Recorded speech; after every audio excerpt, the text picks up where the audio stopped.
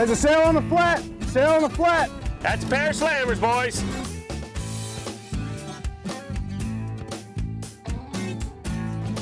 Nice fish.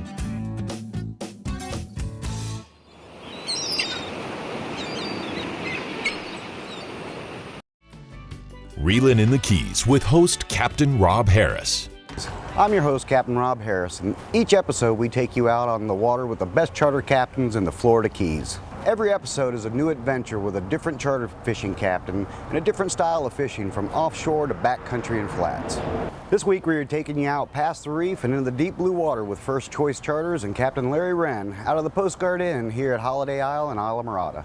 We're going out to fish for swordfish, one of my personal favorites. And guess what? You get to come along. Let's go.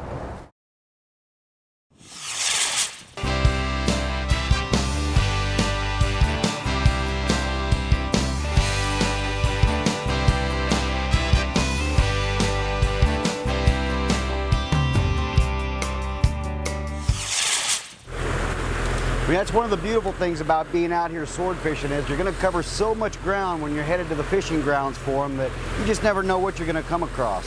So Captain Larry and the guys here on First Choice, they've got their stuff all ready in case they come across something. We got a piece of debris off the bow. It'll hold dolphin.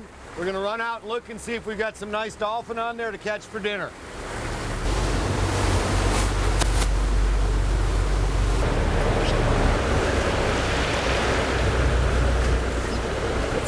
Nice cast. We've just come across a big piece of debris out here. It's surrounded with some birds, some weeds. I'm not seeing anything.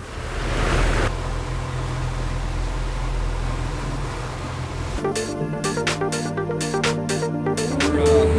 want to stitch the head of the squid to the body.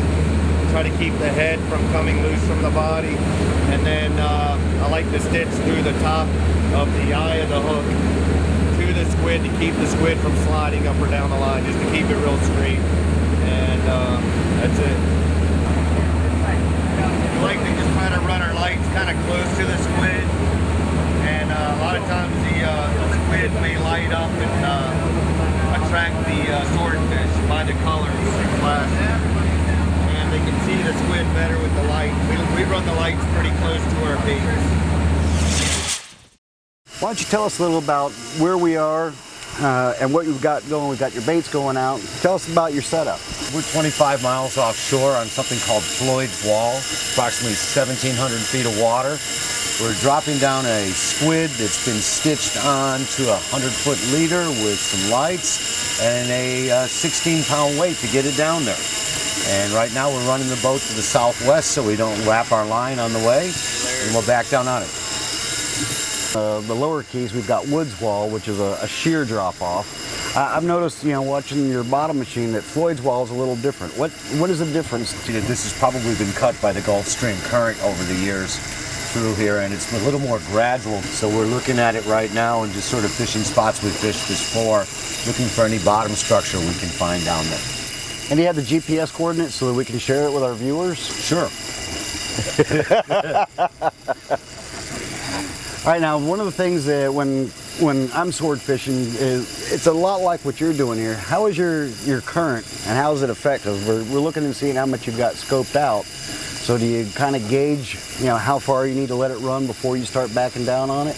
Well, I'm looking at the amount of the scope, and I'm also looking at the way the wind's blowing. So the wind's positioning the boat basically right now and moving the boat. It's so important that your bait doesn't wrap up all around, otherwise I could drop it straight down. So as it goes down, I'm waiting for that weight to hit the bottom, then I'm going to start to back it down from there and get it straight up and down, and then I'll turn the boat backwards into the current and actually maneuver the bait, slow trolling it around down on the bottom with the boat that way. We're now starting to truly fish for swordfish on the bottom. What are some of the things that we're looking for out of the rod? What can we expect to see should we get lucky enough to hook up on one? I look for the rod tip, and all it's going to do is bounce, bounce, bounce. If it's a really big fish, if he bites, the rod will actually bend over, touch the water, and you've got him on.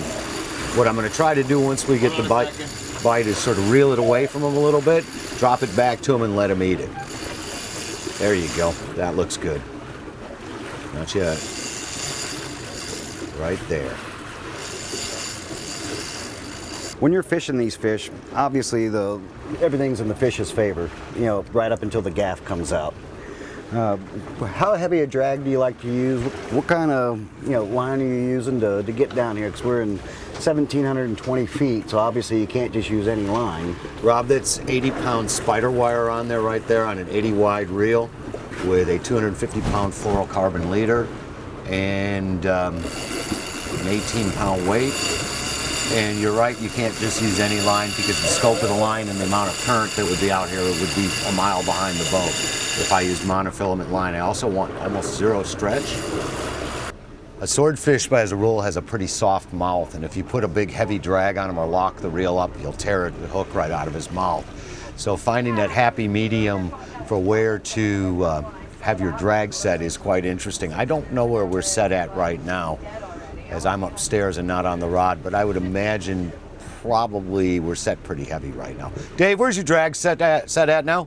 We got a tight drag for the hook. Okay. And then as soon as we hook him, if he starts to run, I'll back it off. we'll back, yeah. Although we lost probably a 600-pound fish because we had our drag set too tight on the surface not too long ago. Yeah, well, it's okay. According to what I see here, we're drifting perfectly right on the wall. This is the edge of Floyd's wall right here, and we're just on the inside of it, on the shallower side, and we're drifting just right up the line. So the boat is positioned here, and it's just moving with the current right there, right on that line. All right, Dave, you worked with Larry for a while now, better part of a year. You've been out doing this for a long time. You've done it on your own, commercially. Obviously, the seas have picked up.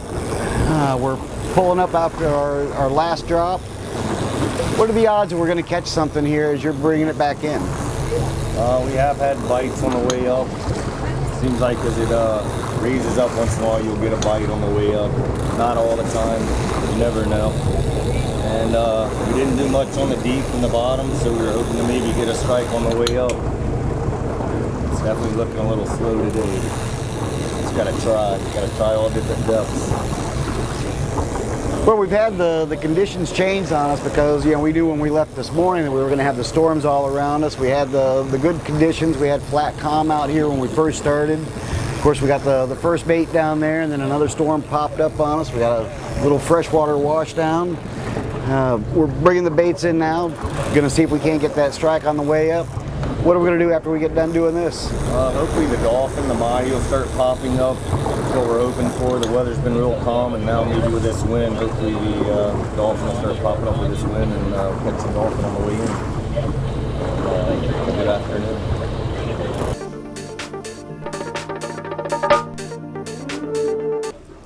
I grew up in the Chicago area, and my dad was an avid diver and fisherman, and came down here on the Reef Corsair with Captain Hugh Brown. And there's really nothing else I wanted to do. So after school and a brief stint in the business world, I moved to the Colorado area for a few years and continued to come to Islamorada whenever I could, and then ended up moving here and haven't left since.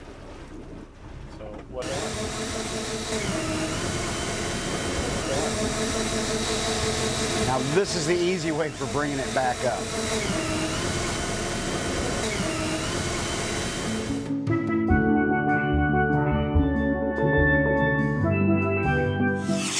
Wind on it. Oh, jig, jig, jig. He ran. Yeah, somebody wind fast on that right rigger and we'll sort of maybe see if we can bring him up on the valley hoop.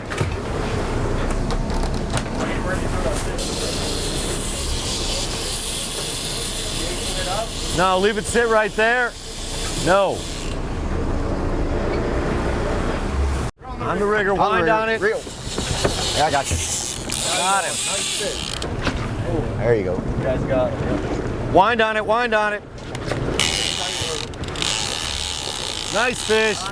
Nice gaffer. All right, Brittany, you ready? Oh, this is a pretty fish. I'm not ready, but I guess so. Yeah, I'm gonna pass this off to you. You ready? It's a nice fish. Ready as I'll ever be. All right, go get him, girl. It's all you. Start reeling. Rob, Reel. take that one rod and put it underneath. There you go. Reel, reel. There you go, Dave. All right, you're doing good. No. Well, as what always happens, we're sitting here, we're trolling back in, come across this piece of bamboo. Now we got dolphin covered up. We got Miss Brittany here. She's catching a big, nice dolphin. We got a whole bunch of others. Let's see how many of these we can catch. Nice fish. Very nice fish. Is he big? He's big. He's big. I think this is like the biggest Doing one good. I've ever caught. This is your biggest? Oh, that means we're gonna throw you in the water. Don't throw me in the Yes. water. Brittany was in the standard sleeping mode. Yes, I was about to fall asleep before everyone started you screaming. took just the right nap. That's the right sleeping mode. There you go. I'm gonna guide the chair for you. If you feel the chair moving, don't sweat it. It's just me. Oh, not swimming, yeah. There you go. Keep reeling. Out of the gimbal. There you go. Pretty, pretty fish. This one's the biggest one, but it's... There you go. This is one of the biggest ones I've ever caught. Very nice. Well Hey, baby, done. Take a picture of me holding it.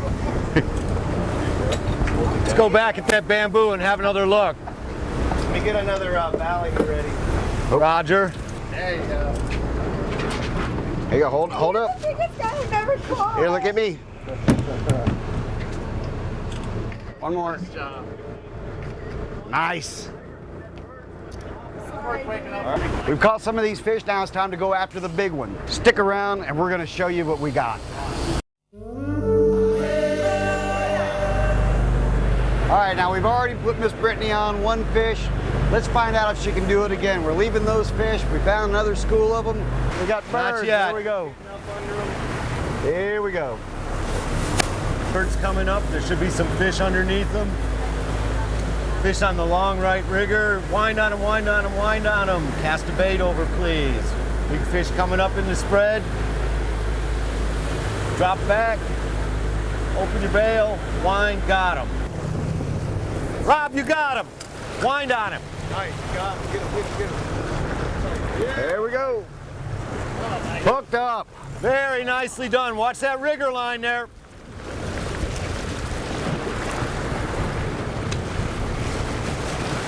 And this is how we do it on the first choice. Nice gaffer fish. Classic old style. All right, pitching. there's another one with him. Oh, we got a Three more follower. with him. Three more with him. Here we go. Let's see if we can't Stop double up. winding, Dave. Stop winding. He's coming to you. That's a schoolie.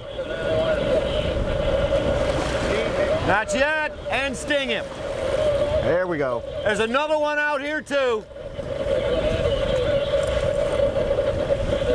There's another one outside our rigger on this side. Outside the rigger on this other side of the boat, Dave. Over here? Yeah. It's amazing how you can go through so much boredom and all of a sudden so much chaos all in a blink of an eye. You gotta love fishing in the Florida Keys.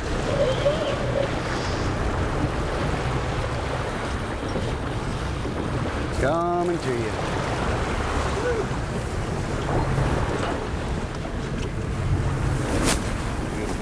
Another quality dolphin hits the box.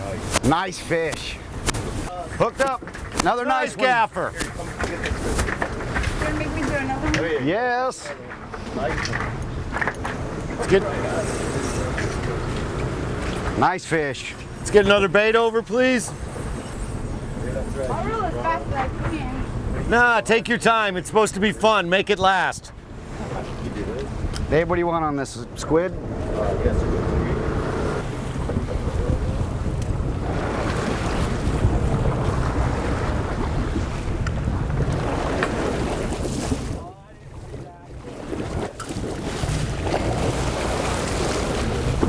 Fish taco, baby. Oh, Got it. You got one line over the rigger. yep, I did that. That was me. No harm, no foul in my book. I've never worn a belt.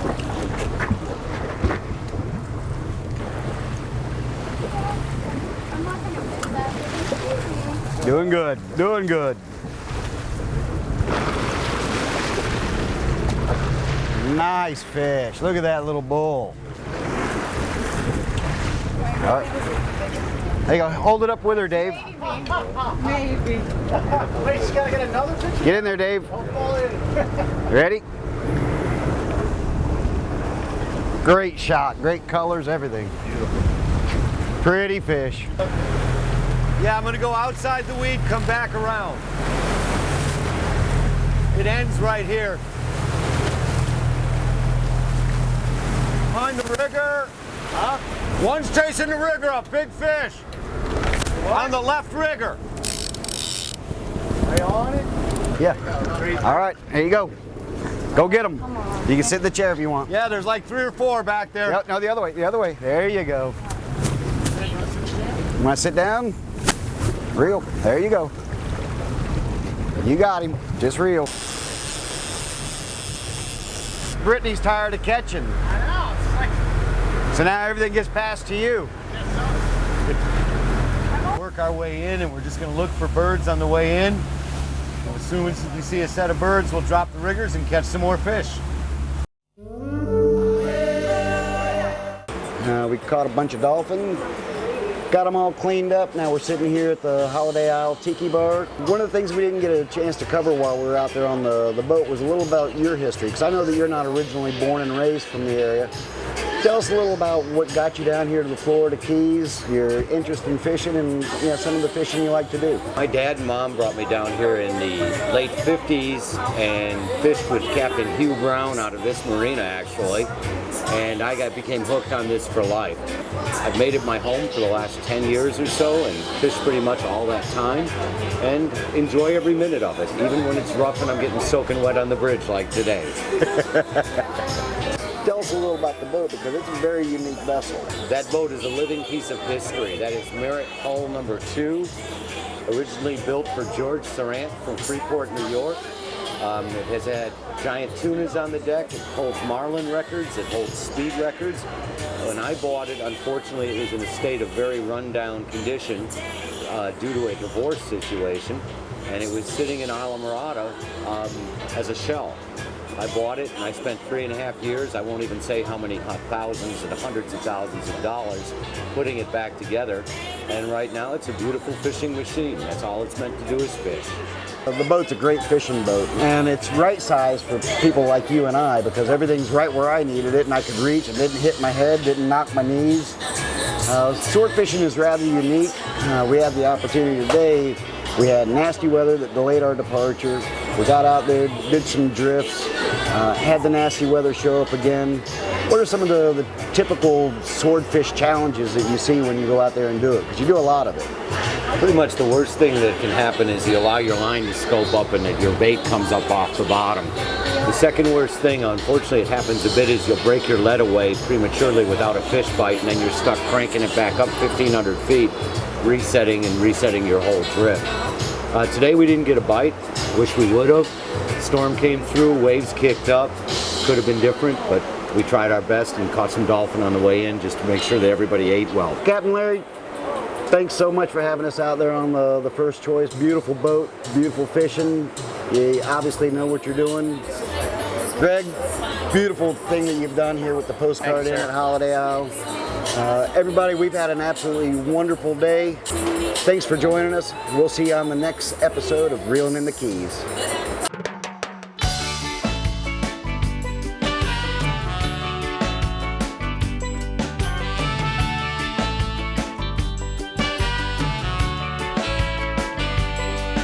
There's a place out on the ocean, ain't on a map anywhere.